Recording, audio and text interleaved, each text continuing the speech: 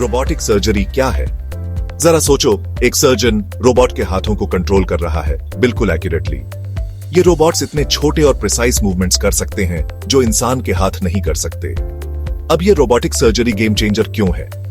जल्दी रिकवरी, कम दर्द और छोटे निशान। ऊपर से कॉम्प्लिकेशंस का रिस्क भी कम हो जाता है और सर्जरी के दौरान ब्लड लॉस कम होता है। इस एडवांस टेक्नोलॉजी के लिए आपको दूर नहीं जाना पड़ेगा।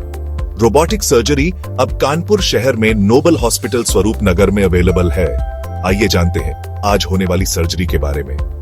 आज जिस मरीज की सर्जरी हो रही है वह एक 68 साल की महिला है जिनको डायबिटीज और हाइपरटेंशन समस्या है।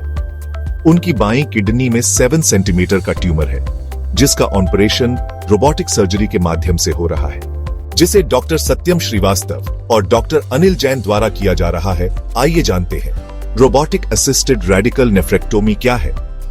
रेडिकल नेफ्रेक्टोमी एक सर्जिकल प्रक्रिया है जिसमें पूरी किडनी, आसपास की चर्बी और कभी-कभी एड्रेनल ग्रंथि और लिम्फ नोड्स को हटा दिया जाता है। यह आमतौर पर किडनी कैंसर या अन्य किडनी रोगों के इलाज के लिए किया जाता है।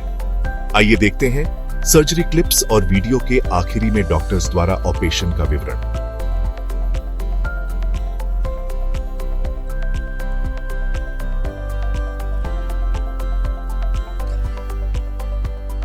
नमस्कार, मेरा नाम डॉक्टर सत्यम श्रीवास्तव हो। मैं एडवांस यूरोलॉजी क्लिनिक में consultant urologist, laparoscopic, robotic surgeon और किडनी ट्रांसप्लांट सर्जन।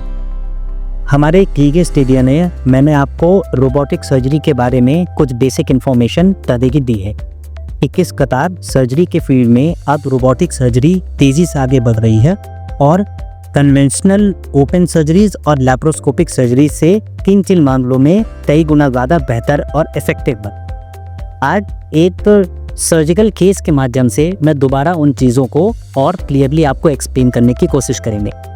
कानपुर में नोबल हॉस्पिटल में सर्जिकल रोबोट की मदद से हमने एक 62 वर्षीय महिला की किडनी के ट्यूमर का ऑपरेशन किया। जो पेशेंट थी उनको पिछले 6 महीने से लेफ्ट साइड में चेन रहता था और कभी कभी यूरिन में ब्लड आता था। जब उन्होंने इवैल्यूएशन करवाया तो हमने अल्ट्रासाउंड और सीटी की मदद से ये जाना कि पेशेंट के बाएं तरफ के गुर्दे में करीब 8 सेंटीमीटर का ट्यूमर था जो सीटी स्कैन में किडनी कैंसर प्रतीत हो रहा था। किडनी के कैंसर में अमूमन बहुत कम सिम्टम्स आते हैं या सिम्टम्स के तौर पे केवल पेशेंट को हल्का फुल्का दर्द या यूरिन में ब्लड रहता है। अगर ऐसे कोई भी सिम्टम्स हों तो तुरंत अपने यूरोलॉजिस्ट से संपर्क करना चाहिए और सही जांचें करा के बीमारी का पता करनी चाहिए।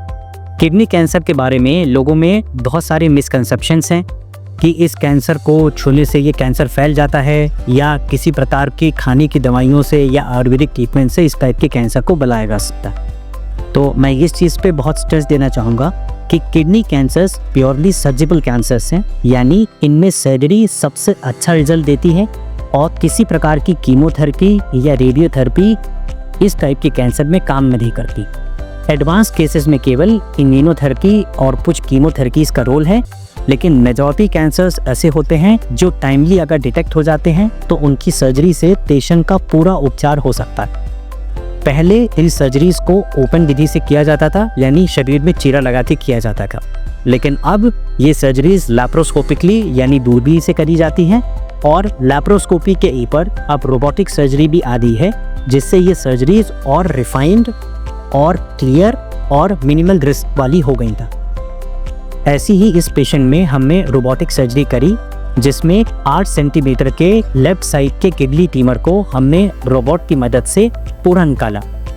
पूरी सर्जरी में ब्लड लॉस मिनिमम से मिनिमम हुआ और पेशेंट की सर्जरी 2.5 से 3 घंटे में कंप्लीट हो गई, जिसके बाद पेशेंट आईसीयू भी जाने की ज़रूरत नहीं पड़ी और 2 से 4 दिन में पेशेंट अपने घर वापस चली गई।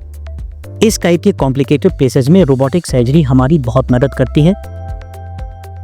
जनता में ये भी एक भ्रम है कि रोबोटिक सर्जरी बहुत कॉस्टली है और इस टाइप की बड़ी सर्जरीज के लिए हमें बड़े शहर जैसे दिल्ली, मुंबई या बाहर के ही शहरों में जाना पड़ेगा, पर ऐसा बिल्कुल नहीं है। रोबोटिक सर्जरी ऑब्वियसली ओपन और लैप्रोस्कोपिक सर्जरी से थोड़ी नहीं पड़ती है और उसके एडवांटेजेस इससे कई गुना ज़्यादा बेटर दी थे।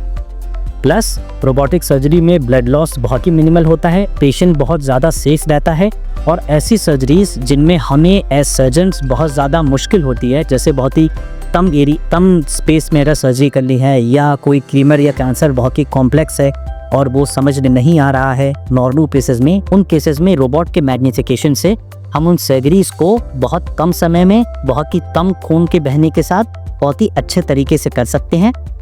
और ना केवल किडनी की बीमारियां, बल्कि गॉल ब्लैडर, यूट्रस के परेशान यूट्रस की सर्जरीज और पेट की किसी भी प्रकार की सर्जरीज जैसे गैस्ट्रोइंटेस्टाइनल सर्जरीज या यूरोलॉजिकल सर्जरीज, ये सारी सर्जरीज अब रोबोट की मदद से होने लगी। इस केस को हमने नोबल हॉस्पिटल में एक अपनी पूरी डेडिकेटेड टीम के साथ ऑपरेट किया। ऑपरेशन में कोई भी कॉम्प्लिकेशन नहीं हुई और रोबोटिक सर्जरी की मदद से पेशेंट अब बिल्कुल स्वस्थ है। तो इस वीडियो में मैं आपको यही इन्फॉर्मेशन देना चाहूँगा कि किसी भी प्रकार की किडनी की बीमारी के लिए सबसे पहले अपने यूरोलॉजिस्ट से जल्दी संपर्क करें। अगर कोई गंभीर बीमारी प्रतीत होती है, जैसे कि कोई गांठ है या कोई कैंसर है, तो उसका पूरा एक्सप्लेनेशन अपने डॉक्टर से लें। अगर सर्जरी एडवाइस करी जाती है तो उससे डरे नहीं, और रोबोटिक सर्जरी को एज एन ऑप्शन ज़रूर कंसिडर किया जाना चाहिए, क्योंकि बहुत ज़्यादा एक्सपेंसिव ना होने के साथ दे ऑब्वियसली लैप्रोस्कोपिक ओपन सर्जरी और लैप्रोस्कोपिक सर्जरी से कई गुना ज़्यादा बेहतर।